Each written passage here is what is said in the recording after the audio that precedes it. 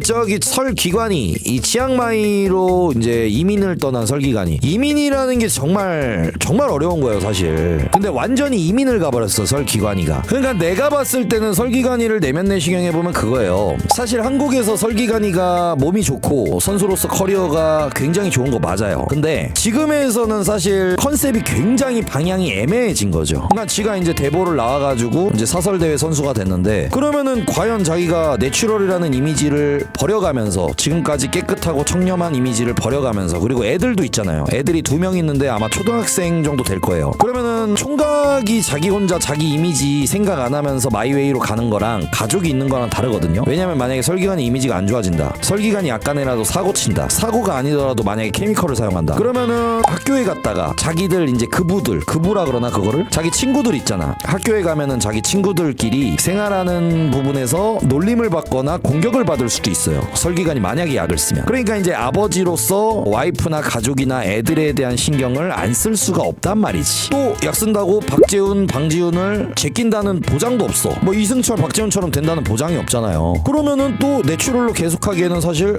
경쟁이 안 될 것 같아. 그러니까 색깔이 이게 애매해진 거야. 그러면 선수를 계속 해야 되냐? 성적을 내기는 또 애매할 것 같아. 선수를 계속하면. 그렇다고 자기 유튜브 색깔이 뚜렷하게 뭐 트포이다, 간고다, 개그맨이다, 패션 유튜버다 뭐 이런 것도 아니야. 그냥 평범한 보디빌더들 중에 하나일 뿐이야. 수백 명, 수천 명 중에 한 명. 그러다 보니까 한국에서 헬스장 지금 다 망하고 있는데 헬스장 차릴 수도 없지. 갑자기 짐해야 한다고 설칠 수도 없지. 나이는 43이에요 올해. 그러니까 나이가 남자 나이가 43이어도 가족만 없으면 자기 한 몸 검사하면 되기 때문에 사실 생활비가 그렇게 많이 들진 않아요. 애들만 없으면 생활비가 그렇게 많이 안 들죠. 근데 처자식이 있고 가정이 있고 애들이 2명이나 있고 거기가 초등학생이다. 그러면은 달달이 나가는 돈이 어마어마합니다. 그러면 설기관도 미래적인 부분을 꼭 받겠죠. 내가 지금 한 달에 얼마 벌고 있는데 과연 2년 뒤에 3년 뒤에 50이 됐을 때 그때도 계속 수익이 있을 수 있으며 수익이 더 올라가거나 안정이 되거나 계속 축적되거나 그런 안정적인 삶과 비전과 수익을 만들어낼 수 있을까라는 생각을 할 거란 말이야. 치앙마이로 갔을 때는 이제 내 생각이야. 일단 첫 번째 여기에서의 10만 원이 태국에서 치앙마이에서 10만 원이 다르다. 그런 부분이 되게 좋은 점으로 작용할 수가 있죠. 그다음 두 번째 유튜브를 할 거면 한국에서는 뭔가 컨텐츠가 있거나 보여줄 부분이 있거나 뭔가를 아이디어로 생각해놔야 되는데 태국에 간 것만으로 치앙마이에서 사는 것 자체만으로도 그 생활을 보여주는 것만으로도 굉장히 신선하고 유니크하고 남들이 따라할 수 없는 부분이다. 그리고 세 번째 거기에 한인타운이 있다. 만약에 한인타운이 있거나 태국 애들이 있다. 그 중에서 바디빌더들 중에서는 자기가 경쟁력이 있는 보디빌더나 트레이너로 활동할 수 있다. 여러 가지의 그 이유가 있을 거야. 내가 말하는 조금의 이유가 다 합쳐졌을 수도 있어요. 그렇지. 그러니까 누가 뱀의 머리라 그러는데 맞아요. 그러니까 설기관도 항상 1등하고 성적이 항상 좋았었는데 생각을 해봐. 그러니까 약을 썼어. 그럼 이미지는 안 좋아지나? 사람들이 뭐라 하잖아. 그리고 거기에 대한 기대치가 엄청날 거 아니야. 근데 약 썼는데 만약에 몸이 비슷해. 박재훈을 못 이겨. 그러면 경기력이나 기량이나 테크닉이나 실력이 평가절하될 수도 있잖아요. 그리고 가족이 있잖아. 그러니까 나처럼 마이웨이를 하는 사람들은 왜 그러냐면 왜 가능하냐면 자식이 뭐 8, 9살 돼가지고 학교 가서 욕을 안 먹기 때문에 내 맘대로 할 수가 있는 거예요. 욕먹을 가족이나 와이프나 애들이 없잖아. 그러면은 그게 가능해요. 크리에이터나 BJ나 유튜버들이. 설기관도 몸은 좋은데